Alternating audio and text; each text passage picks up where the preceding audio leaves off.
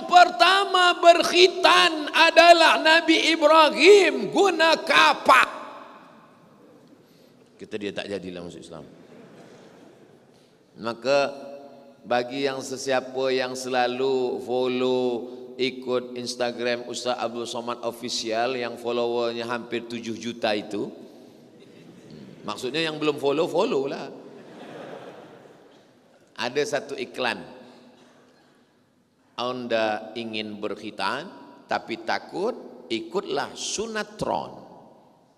Pagi berkhitan, petang boleh akad nikah. Sebab apa? Kita bagi kemudahan-kemudahan. Anak saya lahir hari tak sampai hari ke-8 khitan. Lepas itu datang pula kawan saya. Hari ke-3 dia khitan. Tak jadi saya rekod. Sebab apa? Sebab kita bagi kemudahan-kemudahan. Kalau dia dikhitan masa kecil, dia tak rasa sakit dan amat banyak manfaatnya, suci bersih. Anak-anak kecil dia tidak putuskan saf. Kenapa anak kecil boleh memutuskan saf? Kata Syekh Atiyah Saqar, seelok-eloknya anak kecil dibuatkan satu saf khas di belakang. Dewasa di hadapan, anak kecil di belakang. Kenapa anak kecil tak boleh berada di antara dua orang dewasa? Pertama, wuduk anak kecil banyak tak betul. Saya tengok beberapa budak kecil tadika, dia ambil air, dia sapu mata. Pipi tak kena, mulut tak kena, tangan, kaki. Dia hidupkan air, dia sipak-sipak je air. Tumit tak kena. Ditanya, kenapa kamu macam ni? Ayah aku macam ni, kata dia. Ini satu lagi sebab kenapa budak kecil tak boleh antara dua orang yang dewasa. Sebab maaf beribu maaf, ada najis yang belum lepas dari ujung, belum kena kerat. Dan tak mungkin pula ada kita satu security di pintu tengok, cek, ni dah depan, ni belum, ni belakang. Tak mungkin. Itulah maka kita buat dia satu saf. Jangan bagi orang ketakutan-ketakutan. Sebab Islam ini agama yang begitu. Apa kata Nabi manakala datang sahabat, ya Rasulullah, tadi aku melontar jumrah, selepas itu baru aku potong rambut. If'al wala haraj, lakukanlah, tak ada kesulitan bagi engkau. Tapi masih lagi dalam hukum hakam syariat Islam. Saya tak ingin pemuda belia-belia kita ini selepas mengaji, esok pagi sesembayang dia sesuka hati dia, sembahyang pukul 8, pukul 9, ditanya mak ibu bapa dia, Kau tak ada ke masjid? Saya tengok, kenapa sembahyang pukul 7, pukul 8 sembahyang subuh? Kata Ustaz Abdul Somad, jangan buat susah. Kita ambil mudah-mudahnya. Itu bukan saya. Saya tak ada cakap macam itu. Ada yang tak boleh kita ubah sama sekali. Subuh, zuhur, asar, maghrib, isya, tak boleh ubah. Inna salata kanat 'alal mu'minina kitaban mawquta. Salat itu waktunya sudah ditetapkan Allah Subhanahu wa taala. Jangan ubah. Kalau berubah dia jatuh menjadi qada. Sedang kita adalah ada. Bagi yang guna usolli fardal maghribi 3 raka'atin adaan, bukan qadaan, kecuali pada saat-saat genting tertentu. Jadi yang pertama, ujian dikirimkan Allah. Wala nabluwannakum bi syai'im minal khauf. Yang kedua, wal ju', lapar. Alhamdulillah kita tak lapar. Kalaupun lapar ada had batasnya. Lapar kita hingga azan maghrib, lapar kita hingga selepas isya, lapar kita hingga selepas tazkirah. Tapi ada saudara kita yang laparnya unlimited. Hari ini lapar, malam lapar, esok lapar. Maka kalau sampai ada jiran lapar dan kita tak tahu dia lapar, kata Nabi, laisa bil mu'min, kamu tidak beriman. Siapa yang tak beriman itu ya Rasulullah? Yabitu sab'anan, tidur perut kenyang, wajaruhu ila jambihi ja'i'un, jiran sebelah rumah kelaparan. Ara'aital ladzi yukadzibu biddin, tahukah kamu siapa itu pendusta agama? Pendusta agama bukan orang tak sembahyang. Pendusta agama bukan orang minum khamar. Pendusta agama bukan orang berjudi, berzina. Siapa pendusta agama? Fadzalikal ladzi yad'ul yatim wa la yahuddu ala ta'amil miskin. Bagi makan. Kenapa banyak betul abang beli nasi bungkus? Saya, anak kita 2, abang cuma berempat. Kenapa beli nasi sampai 10? Belakang ada anak yatim. Abang beli, cuba engkau hantar ke belakang. Yang membeli abang, yang menghantar istri. Jangan abang yang menghantar. Nanti mak anak yatim tu cantik. Jadi perang dunia ketiga. Fadzalika alladzi yad'ul yatim. Walanabluwannakum bisyai'im minal khauf wal ju', lapar, wa naqsim minal amwal, kekurangan harta. Pembagian Allah kepada manusia macam jari. Ada tinggi, ada rendah, ada sedang. Ada handsome, ada setengah handsome, ada yang tak dapat bagian handsome sama sekali. Ada yang cantik, ada setengah cantik, ada kurang cantik. Ada hitam manis, ada hitam sekali. Ini pembagian Allah. Kenapa Allah tak bagi rata sama macam ini tinggi semua? Sebab kalau kita sama, dia tak boleh bekerja sama. Hanya bekerja sama boleh dilakukan oleh orang-orang yang berbeza. Tapi apakah yang lebih mulia, yang lebih tinggi? Tidak. Apakah yang lebih hina, yang lebih rendah? Tidak. Inna akramakum indallah atqakum. Yang paling mulia di sisi Allah, yang paling takut kepada Allah Subhanahu wa taala. Pembagian rupa macam ini, pembagian nasib macam ini, pembagian kuasa macam ini, pembagian ilmu pun macam ini. Serah pada kuasa Allah. Allah fa'alul lima yurid. Susahkah bagi Allah membuat kita rata sama semua? Tak susah. Innama amruhu idza arada syai'an ayakula lahu kun fayakun. Ini dilebihkannya dalam agama, ini dia lebihkan dalam medik, ini dia lebihkan dalam politik, ini dia lebihkan dalam harta, ini dia lebihkan dalam banyak kelebihan. Manusia diberikan Allah wa rafa'na fawqakum fawqa ba'din darajat. Ada yang kami angkat darajahnya, ada yang kami rendahkan. Ini kuasa Allah Subhanahu wa taala.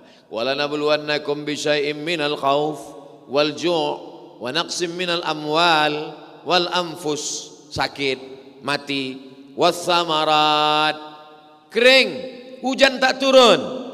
Wa basyiris sabirin, berikan kabar gembira kepada orang-orang yang sabar, menahan hawa nafsu, menahan lidah, tak bercakap kasar, sumpah serapah, caci maki, mengutuk nasib, menahan pikiran, jangan sampai suuzon kepada Allah. Kalau ada lintasan pikiran, astaghfirullahalazim, astaghfirullahalazim, Allahumma sholli ala sayyidina Muhammad.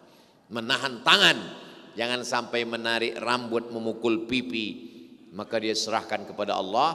Alladzina idza asabathum musibah, orang-orang yang ketika dia menerima musibah, ujian dari Allah Subhanahu wa taala, apa kata dia? Inna lillahi wa inna ilaihi raji'un. Semuanya balik kepada Allah Subhanahu wa taala. Pulanglah Abu Talhah. Abu Talhah balik daripada berniaga. Balik dia berniaga, dia tengok isteri dia bersih, rapi, bawa makanan. Dia tanya, macam mana kabar anak kita, wahai buah hati belayan jiwa, siang dan malam terbayang-bayang, makan tak kenyang, tidur tak lelap sayang. Dalam hadis itu tak ada, itu terjemah saya saja. Macam mana anak kita? Kata isteri dia, askan mimma qablu. Anak kita lebih tenang dari hari sebelumnya. Oh, iyalah, anak kita lebih tenang. Dia pun makan. Selepas dia makan, semua dah kenyang, barulah isteri dia bercakap. Apa kata isteri dia? Anak kita meninggal, bang. Oh, marah dia. Engkau bagi aku makan, engkau bersolek cantik, engkau katakan anak kita lebih tenang dari sebelumnya. Rupanya anak kita mati. Kenapa kau buat macam ini? Apa kata istrinya?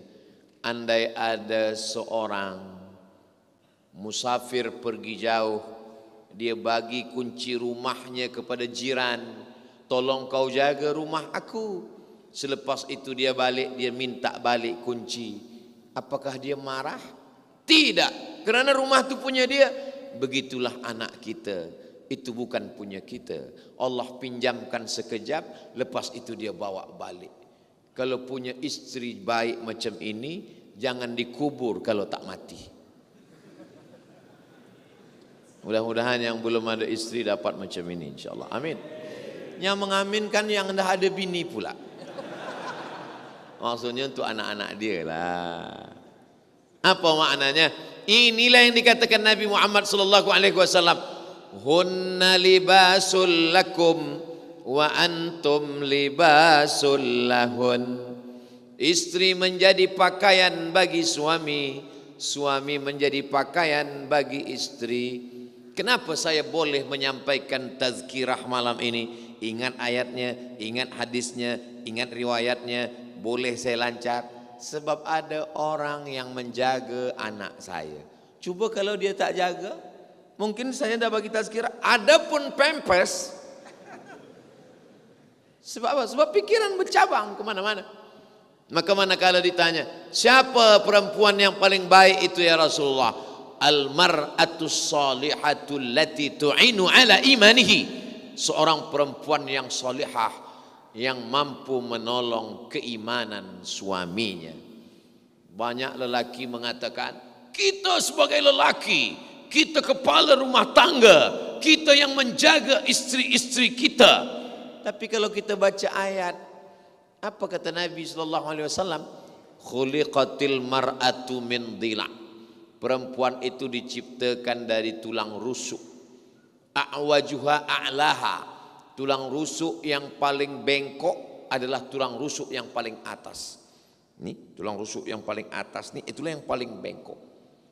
Di dalam tulang rusuk itu ada jantung. Perempuan ini tulang rusuk. Jadi kalau begitu, jantung tidak hancur kalau jatuh sebab dijaga tulang rusuk. Tulang rusuk itulah yang menjaga lelaki. Begitu makna yang terkandung dalam makna khuliqatil mar'atu min dhila dalam Sahih Muslim. Ada seorang pemuda, setiap dia pergi restoran tempat makan, selalu pesan, bagi saya sup. Sup apa? Tulang rusuk. Lama-lama orang kedai ini heran, kenapa awak tiap makan sup tulang rusuk? Aku sedang mencari tulang rusuk yang hilang. Boleh untuk status esok pagi. Allah Subhanahu wa taala kirimkan tulang rusuk untuk menjaga jantung supaya kalau dia jatuh yang patah tulang itu, supaya jantung ini tidak pecah, tak koyak. Kenapa? Karena Allah Subhanahu wa taala. Bagaimana dia yang baik itu ya Rasulullah? Idza ra'aitaha sarratska. Kalau kau pandang dia hatimu senang. Alhamdulillah Ustaz Abdul Somad, saya bila memandang dia senang hati saya. Siapa dia? Bini kawan saya. Ghaddul basar, jaga pandang. Man istata'a minkumul ba'ata falyatazawwaj. Siapa di antara kamu pemuda belia yang sudah mampu menikah, menikahlah. Fa innahu aghaddu lil basar, kerana menikah itu menundukkan pandangan. Wa ahsanu lil farj, menjaga kemaluan. Faman lam yastati', siapa yang tak mampu, fa alaihi bisawm, banyak-banyak puasa sunat. Fa innahu lahu wija. Saya selalu menyuruh belia, pelajar-pelajar, penuntut-penuntut, saya ni nak nikah Ustaz Somad, tapi belum lepas lagi, ayah ibu belum bagi izin. Banyak-banyak puasa sunat. Kenapa kalau banyak puasa sunat? Sebab kalau sedang lapar, orang cantik pun tak nampak. Orang pakai helmet merah pun dia sangka semangka. Itu makna supaya orang menjaga pandangan. Dia ingat dia sedang puasa, perut dia lapar, menantikan azan maghrib. Ini adalah sunnah Rasulullah sallallahu alaihi wasallam. Idza ra'aitaha sarratka, kalau kau pandang hatimu senang. Idza amartaha ata'atska, kalau kau suruh, kau perintah, dia patuh dan taat. Idza ghibta anha, kalau kau pergi, hafizat, dia jaga anakmu, dia jaga hartamu, kerana dia adalah orang yang menolong. Al-mu'minun laki-laki, wal mu'minat perempuan, ba'duhum awliya'u ba'd, mereka saling tolong menolong. Ta'muruna bil ma'ruf, mengajak orang buat baik, wa tanhauna 'anil munkar, melarang buat mungkar. Abang balik pukul berapa? Duit kemana saja?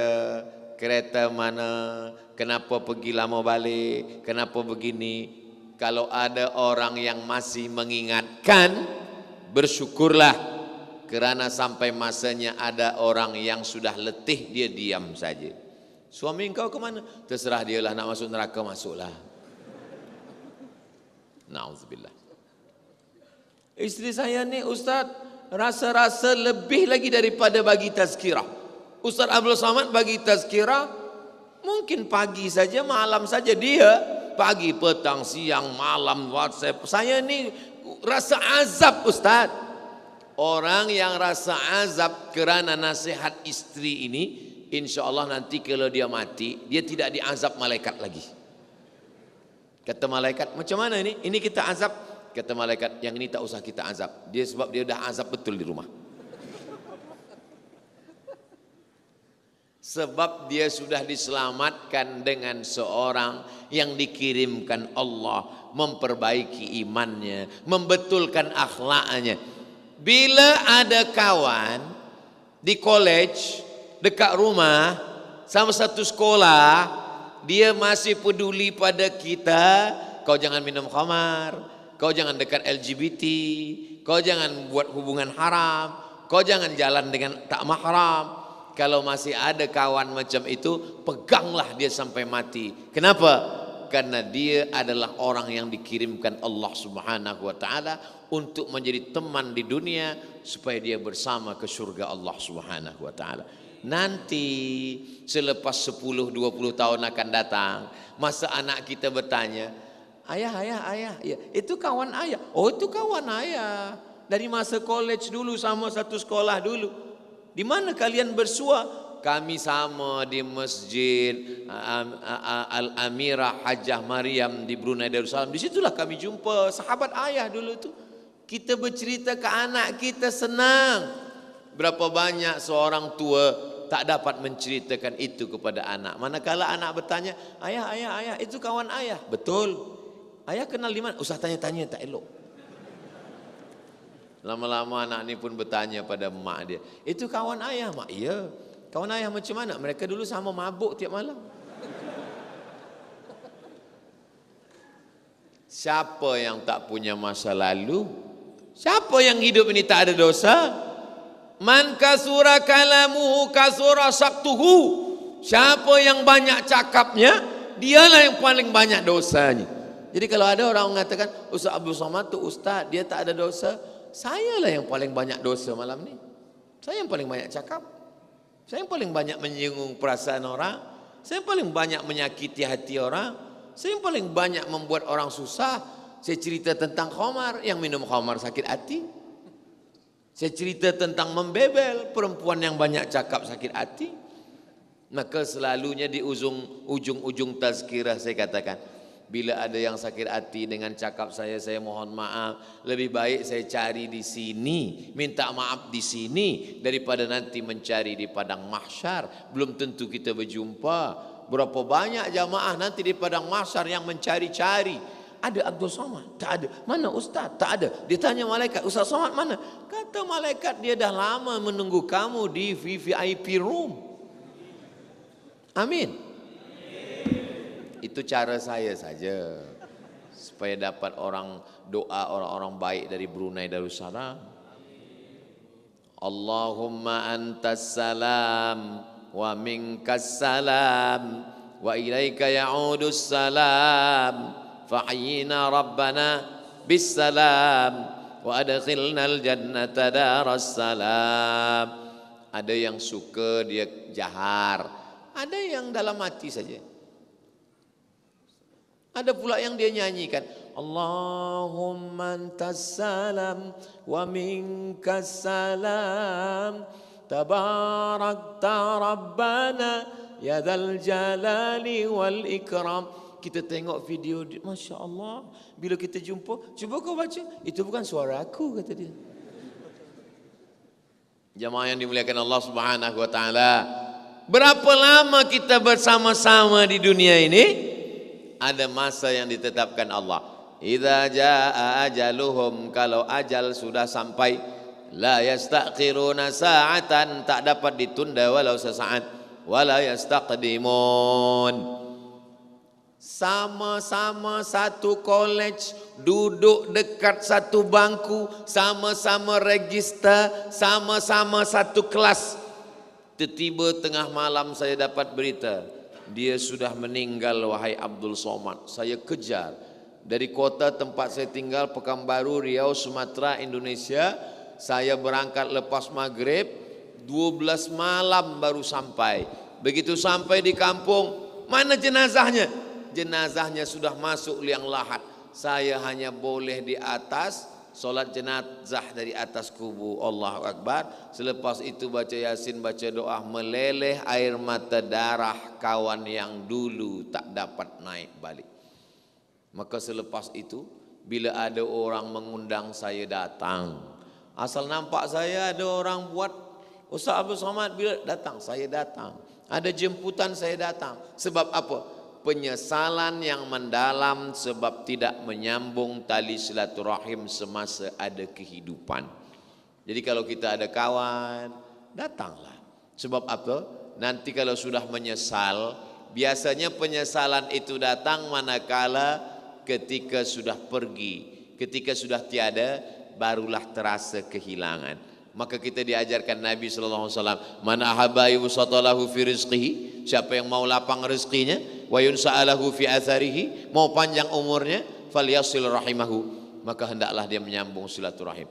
Cubalah pejam mata kejap, bayangkan berapa kawan sahabat kita yang dah dulu. Mereka lebih muda, mereka lebih sehat, mereka lebih kaya, mereka lebih handsome, tapi mereka dah dulu. Kita kenapa masih hidup? Apakah karena malaikat maut lupa nama kita? Kita hidup, ada yang diinginkan Allah. Apa yang diinginkan Allah dari kita? Alladzi khalaqal mauta, Allah menciptakan mati, wal hayata, Allah menciptakan hidup, liyabluwakum ayyukum ahsanu amala. Allah masih ingin kita beramal saleh. Kalau aku masih hidup esok pagi, ada tazkirah subuh, ada tazkirah duha, ada tazkirah siang, ada tazkirah petang, esok malam balik. Kalau mati malam ini, bersih, esok tak ada dosa lagi. Hidup, ada seorang pejuang, dia mati ditembak oleh Belanda, orang Aceh, namanya Tengku Umar. Bulan lepas saya berziarah ke kuburnya. Apa kata Tengku Umar? Kalau aku mati malam ini, dibunuh oleh Belanda, aku mati syahid. Kalau aku hidup besok pagi, aku masih boleh minum kopi di Molabu. Hidup simple. Kalau kita hidup esok pagi, kita masih boleh makan roti canai, masih boleh breakfast.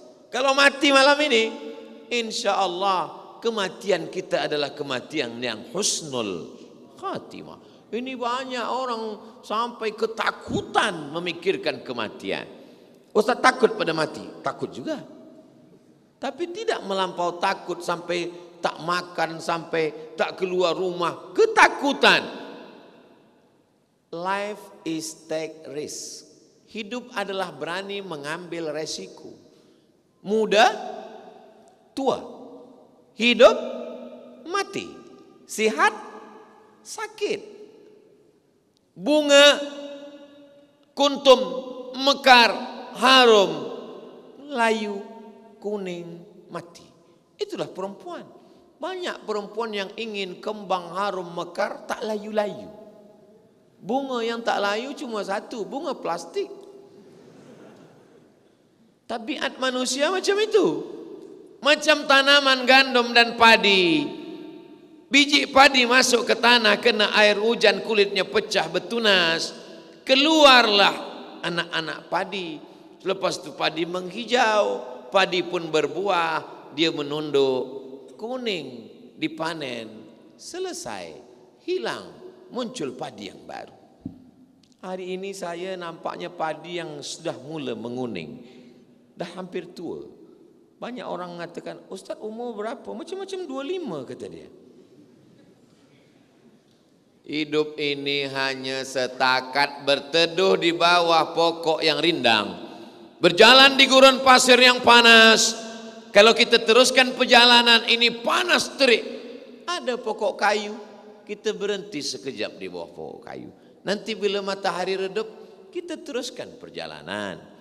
Jangan terlampau lekat hati kepada dunia, sebab dunia ini sementara. Kalau kita susah, jangan susah hati, sebab susah itu sementara. Kalau ada yang sakit, jangan terlampau menderita, sebab sakit itu juga sementara. Kalau ada yang kaya, jangan sombong, sebab kaya juga sementara. Yang kekal abadi itu apa? Hubungan aku dengan kamu. Bukan kata saya, itu kata Nabi. Datang seorang berkulit hitam memeluk Nabi kuat. Ya Rasulullah, kata Nabi, kenapa engkau peluk aku? Aku ni hitam, legam, bukan Arab, bukan Quraisy. Aku budak, hamba sahaya, miskin dan susah. Aku rasa-rasa nanti di akhirat tak boleh berjumpa dengan engkau. Apa kata Nabi? Al-mar'u ma'aman ahab.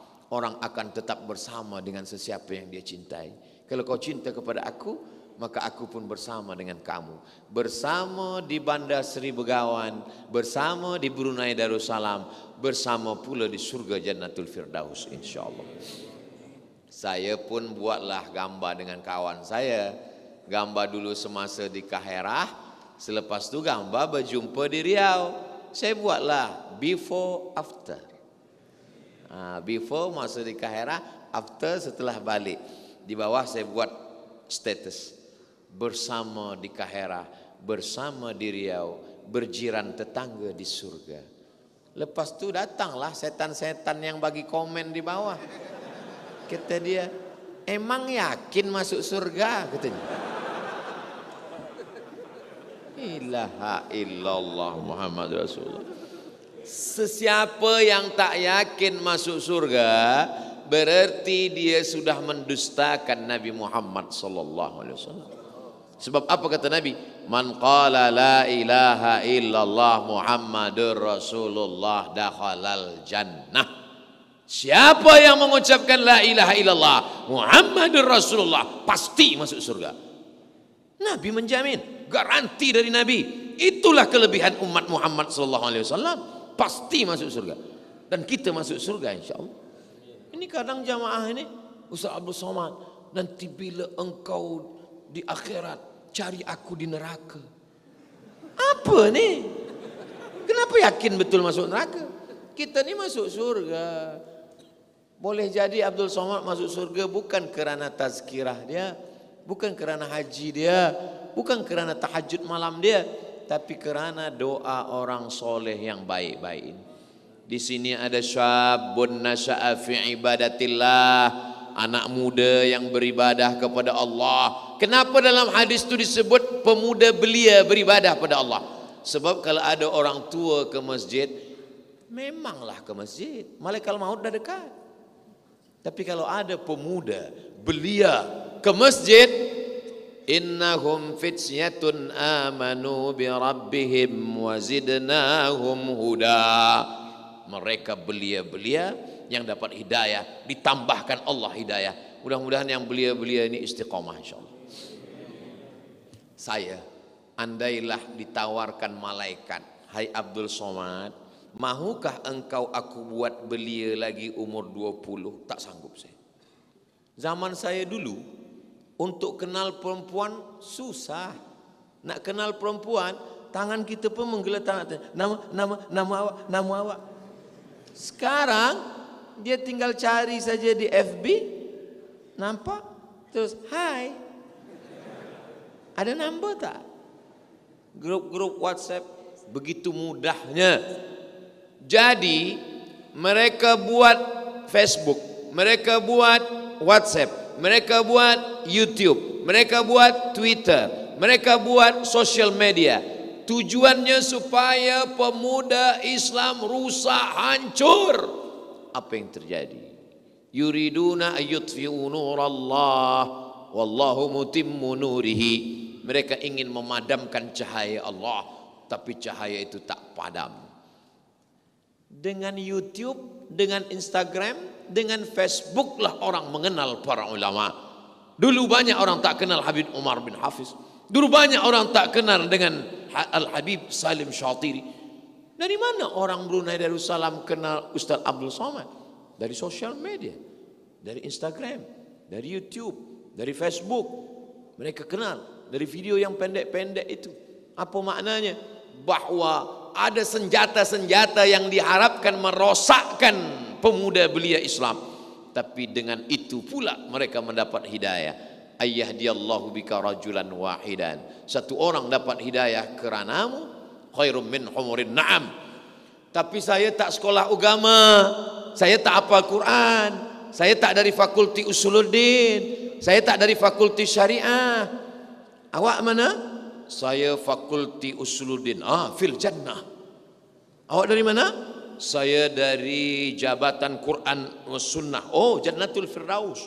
Awak dari mana? Saya dari IT, teknologi. Neraka jahanam. Siapa yang ambil gambar saya? Siapa yang syuting? Siapa yang editing? Siapa yang akan upload? Mereka orang-orang yang mengerti multimedia. Maka dengan mereka lah dakwah ini sampai. Jadi tidak semesti belajar agama saja. Yang belajar agama baik, bekerja sama mereka. Saya pernah sampaikan tazkirah, saya tengok ramai pemuda belia bawa kamera. Selepas itu saya tanya, kamu ni mana? Kami pelajar dari Universiti Islam. Kenapa bawa kamera semua? Sebab pensyarah kata, nanti Ustaz Abdul Somad ambil gambar, cut, edit, buat subtitle, nanti kamu natijah ambil dari sana. Kalau video bagus A, kalau tak bagus C. Bagus. Inilah yang melancarkan dakwah. Datang satu jamaah, Ustaz Somad, anak saya ini dia ambil jabatan bahasa Inggris. Bagus kata saya. Tapi apa gunanya untuk dakwah? Ambil video saya, potong 2 minit, 3 minit, buat translate ke English language, lepas itu buatkan subtitle supaya orang boleh mendapatkan hidayah. Tapi yang baik-baiklah supaya menebarkan dakwah. Ayyahdiyallahu bika rajulan wahidan. Satu orang dapat hidayah keranamu, karena ilmumu, karena sosial mediamu. Khairum min humurin na'am. Lebih baik daripada seekor unta yang merah, kendaraan termahal zaman Nabi. Dalam riwayat lain, khairum minad dunya wa ma fiha. Lebih baik daripada dunia dan seisinya. Tadi saya mula pukul 8.30, sekarang sudah pukul 9.30. 600 mililiter, 60 menit kita bersama. Mudah-mudahan apa yang saya sampaikan ini menjadi amal soleh buat saya, buat kita semua insyaAllah. Mudah-mudahan kita semua dibagikan keluarga yang sakinah, mawaddah, warahmah, anak-anak soleh dan solehah. Belia-belia kita diselamatkan dari LGBT, diselamatkan dari khamar, diselamatkan dari narkotik, diselamatkan dari perbuatan maksiat. Negeri ini tetap dijaga Allah, baldatun thayyibatun wa rabbun ghafur. Ala hadhihi niyya wa kulli niyatin salihah. Al-Fatihah. A'udzu billahi minasy syaithanir rajim. Bismillahirrahmanirrahim. Alhamdulillahi rabbil alamin. Arrahmanir rahim. Maliki yaumiddin. Iyyaka na'budu wa iyyaka nasta'in. Ihdinas siratal mustaqim. Siratal ladzina an'amta 'alaihim ghairil maghdubi 'alaihim waladdallin. Amin. Allahumma salli ala sayyidina Muhammad wa ala ali sayyidina Muhammad. Assalamualaikum ya Rasulullah. La tada' lana fi maqamina hadha wa fi sa'atina hadhihi dhanban illa ghafartah. Pulang kami dari majlis ini dalam keadaan bersih dari dosa-dosa. Wala dainan illa qadaitah. Lepaskan kami dari hutang piutang riba. Wala maridan illa syafaitah. Ada yang sakit di antara jamaah, angkat penyakitnya, sihatkan ya Allah. Wala mayyitan illa rahimtah. Yang meninggal dunia, maka lapangkan kuburnya, selamatkan dari azab ya Allah. Wala aiban illa satarta. tutupi aib cacat kami di hadapan manusia dan di hadapan-Mu manakala kami nanti menghadap-Mu ya Allah. Wala aziban illa zawajta, yang belum berjodoh jumpakan dengan jodoh yang baik-baik. Wala raghiban illa anjabta, yang belum ada keturunan berikan keturunan anak yang soleh dan solehah. Wala hajatan min hawaijid dunya wal akhirati laka ridha walana fiha salah, segala hajat dunia hajat akhirat Engkau ridha dan baik bagi kami, illa qadaitaha wa yassartaha, tunaikan dan mudahkanlah ya Allah. Allahumma ja'al hadzal balada baladan amina, jadikan negeri aman damai. Allahumma dafa'an al-ghala wal waba wal fahsya wal riba wal zina, selamatkan dari malapetaka, bencana, musibah saudara-saudara kami yang sudah mendahului kami karena wabah, karena penyakit. Jadikan mereka semuanya menjadi syuhada, husnul khatimah. Wa adkhilnal jannata ma'al abrar ya aziz ya ghaffar. Masukkan kami ke dalam surga jannatul firdaus ma'an nabiyyin, bersama nabi-nabi, wasiddiqin, bersama orang yang benar, wasyuhada, bersama orang mati syahid, wassalihin, bersama orang yang saleh. Allahumma akhtim lana bi husnil khatimah wa la takhtim alaina bi su'il khatimah. Allahumma ja'al akhir kalamina 'inda intihai ajalina, jadikan akhir kalam kami manakala ajal kami sampai, yang keluar dari mulut kami la ilaha illallah Muhammadur Rasulullah sallallahu alaihi wasallam. Kalimatu haqqin 'alaiha nahya, dengan itu kami hidup, wa 'alaiha namutu, dengan itu kami mati, wa biha nub'atsu, dengan itu kami nanti dibangkitkan di padang mahsyar. Rabbana atina fid dunya hasanah wa fil akhirati hasanah wa qina adzabannar. Wa sallallahu ala sayyidina Muhammad wa ala alihi wa sahbihi wa sallam. Walhamdulillahi rabbil alamin. Taqabbalallahu minkum minna minkum taqabbal ya karim. Terima kasih segala perhatian. Mohon maaf segala kekhilafan. Aqulu qawli hadza astaghfirullah li wa lakum. Wassalamualaikum warahmatullahi wabarakatuh.